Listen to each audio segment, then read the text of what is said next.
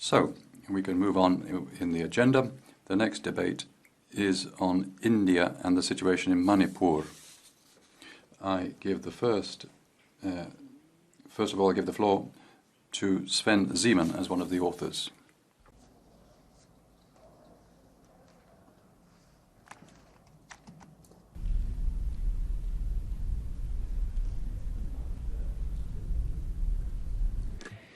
Frau Präsidentin, Madam President, colleagues, the situation in the state of Manipur in the northeast of India is serious. Since May, in demonstrations between two population groups, the mainly Hindu Meitei and the mainly Christian Kuki, over 120 people were killed. Over 50,000 people are fleeing. Over 250 churches, theological institutions, Christian schools and hospitals have been burnt down without the perpetrators being prevented by the local authorities. We call on the Indian government to do everything to restore order, to bring the perpetrators to justice and to stop excessive violence. We wouldn't like to wag fingers at anybody from here, but with this resolution from the European Parliament, we call on the most populous democracy in the right just to do what it is duty-bound to do in its constitution, to maintain religious freedom also for Christians in Manipur. One thing, colleagues, has irritated me with the negotiations with the other groups, how difficult it is for the Greens and colleagues and those on the left to say that it's Christians who are affected. They wriggle with platitudes about discrimination and religious intolerance, and they can't state what is obvious. Persecutions of Christians are real, and it is our duty to make sure that they stop, also in Manipur. Kiitokset. Thank you, Mr. Zeman. Pierre Laroturu is the next speaker. Mes amis, friends, in Manipur, in northeast India, violence has claimed more than 120 victims over 2 months. 120 people killed, 1,700 houses have been destroyed, 250 churches, not just one or two churches, 250 churches, and 40,000 people are displaced because they've run away from the violence to save their skins. This is a dramatic situation. We have to do everything possible to end violence. Since he entered power in 2014, Narendra Modi, the Prime Minister, has been implementing a radical nationalist Hindu policy, which has had terrible consequences. Journalists, religious minorities, and human rights fighters. He always says that he is an heir to Mahatma Gandhi. We all admire. He takes meditation time. He created a World Yoga Day. He seems kind and well-meaning. But in India, millions of Muslims and Christians suffer every single day because the government violates their most fundamental rights. The situation is serious. That's why the European Parliament must vote tomorrow on a very clear resolution. It has to be clear in denouncing the nationalist discourse of Mr. Modi. The government has to fully respect fundamental freedoms, freedom of expression and religious freedoms for everyone. The resolution has to call for the violence to end immediately and to authorize humanitarian aid and the presence of observers and journalists wherever necessary. They have to accept democratic functioning, no longer criminalize anyone who criticizes government policy. That's what democracy is about. The number of NGOs that are authorized to operate in India has been cut by 3 in just a few years. They are trying to suffocate the NGOs. They are trying to suffocate democracy and civil society. There is no economic development without democracy. The European Parliament has to demand that respect for human rights is fully included in the EU-India partnership, including trade relations. That is in black and white in our text. we need to ensure that all our leaders talk about human rights when they visit India, publicly and systematically. Nobody is proposing breaking off relations with India. It is a great democracy, but it has to be a better democracy, and that's why we support dialogue between India and the Thank you. The next author on our list is Madam Alvina Alametsa, 1.5 minutes. Honourable Chair and colleagues, my deepest condolences to the families of the 140 people that have died in Manipur. This violence has led to displacement of tens of thousands of people, and I think that the Indian authorities must take action. There cannot be no more victims. Access to humanitarian aid and impartial observers to the area must be allowed. We should all be worried about the worsening human rights situation in India. Freedom of press has narrowed, journalists and activists have been arrested for false reasons, discrimination and hate have increased. And this is also what I saw personally when I visited India in December. This saddens me as India is a very important partner for us. EU and India have to make human rights and democracy a fundamental part of their partnership in all regards, including trade. The situation in Manipur needs all of us to commit to open, transparent and accountable ways to address conflict peacefully. The goal must be to end this violence and to bring about a peaceful resolution for the situation in Manipur and for India to truly address all the root causes that are in the heart of these conflicts. I thank you, my colleagues, for cooperating on this, and I send my deepest condolences to those who are suffering because of the human rights situation and the violence. Thank you. Thank you, and now I give the floor to the next author, Mr. Bert Jan Russen, for 1 minute. Thank you, President, Commissioner, honourable members. When we discuss India, often we are talking about trade opportunities. Unfortunately, today we're here to talk about human rights, about the situation in Manipur, where we have seen ethnic clashes taking on an increasing religious dimension. The events of the last 10 weeks are tragic. 120 lives lost, 50,000 people displaced, 250 churches destroyed. Unfortunately, this is not an isolated incident across India.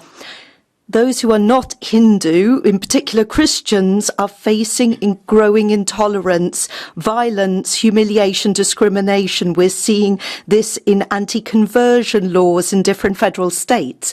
Our joint resolution is crystal clear. We are calling on India to do everything within its power to end ethnic and religious violence, to punish perpetrators, and end Hindu extremism.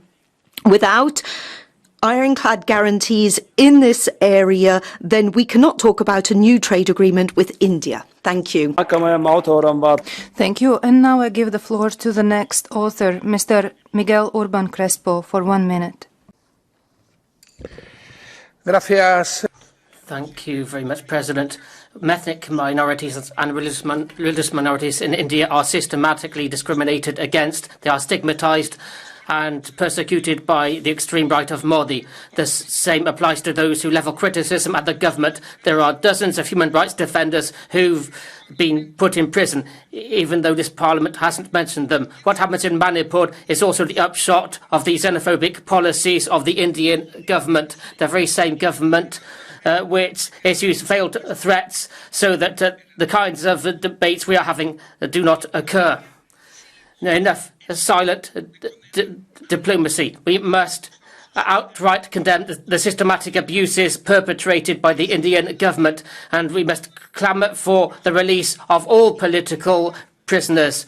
And trade relations and political relations must be tied to compliance with human rights. It's high time to send a crystal clear message of support for the Indian people.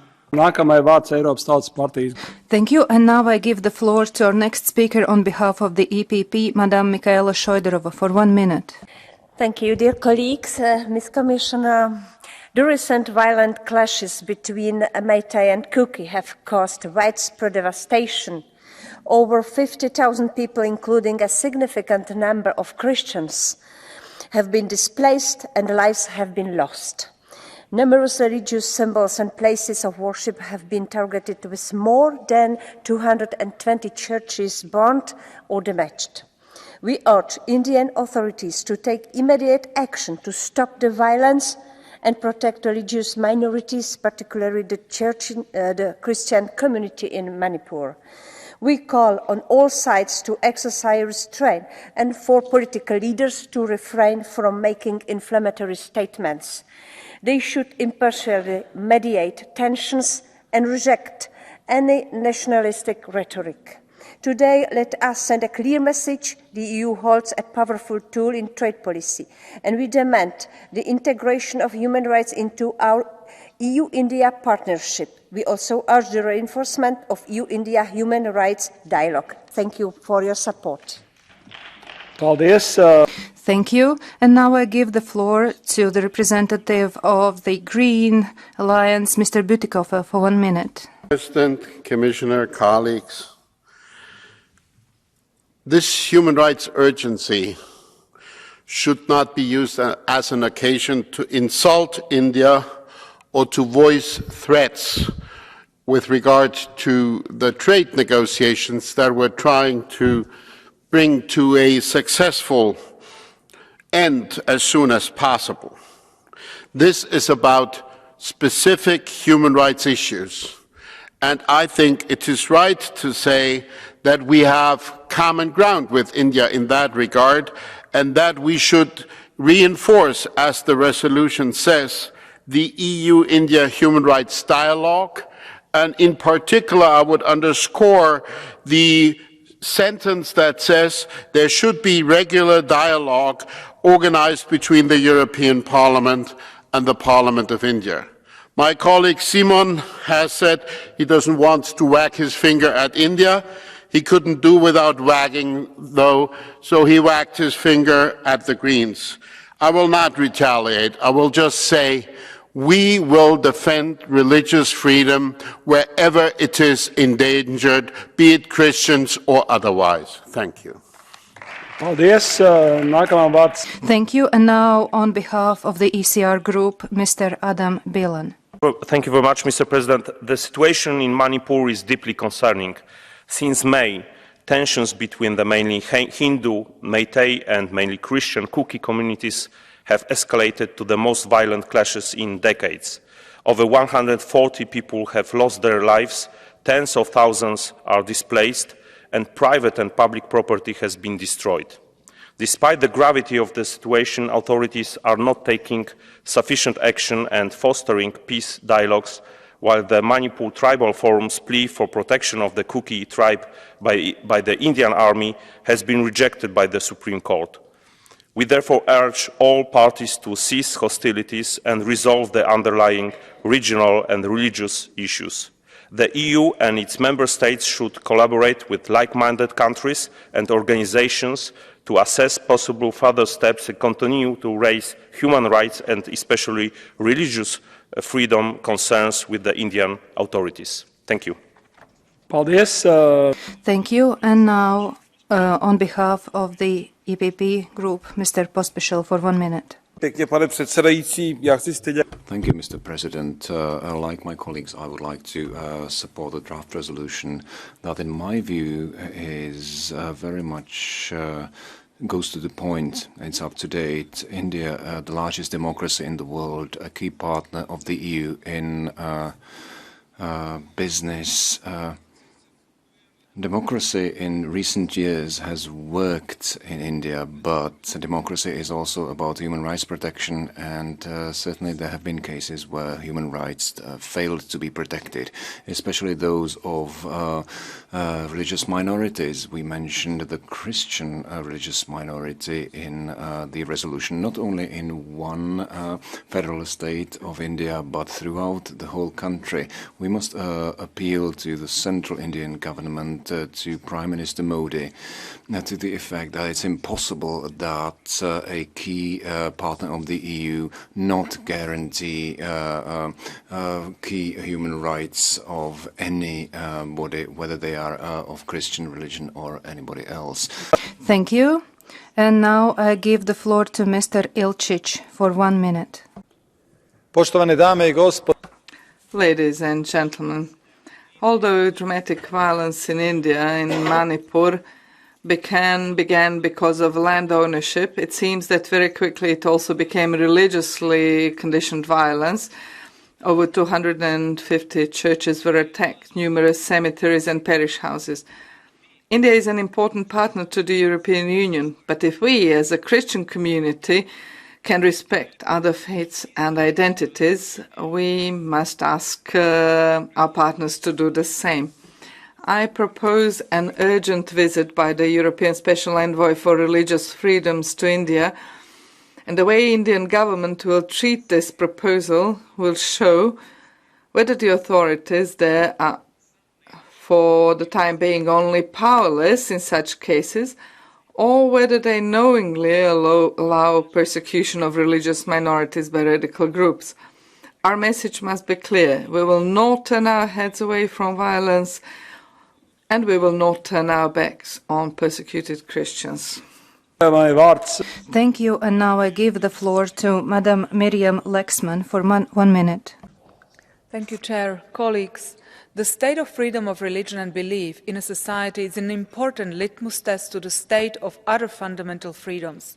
Therefore, while Indian officials often like to boast that the country is the world's largest democracy, intolerance and violence against religious minority paint a different picture.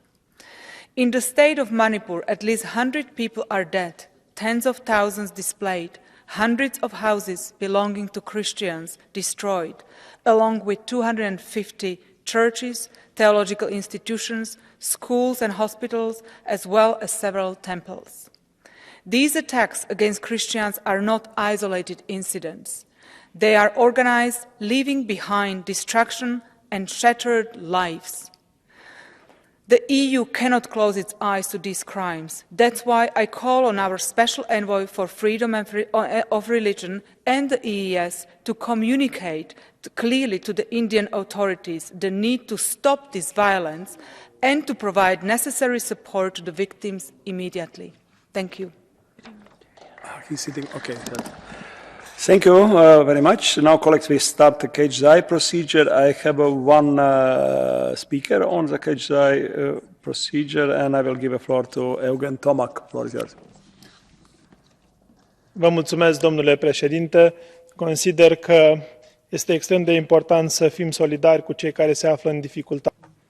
Thank you very much. We do have to show our solidarity to people who find themselves in such a difficult situation. What is happening in Manipur is reflecting the reality that very often member states won't look at and won't look at in depth. And I think the European Commission has the obligation now to act more strongly in its relations with the Indian government. They have to ask the Indian government to protect all Indian citizens, including Christians,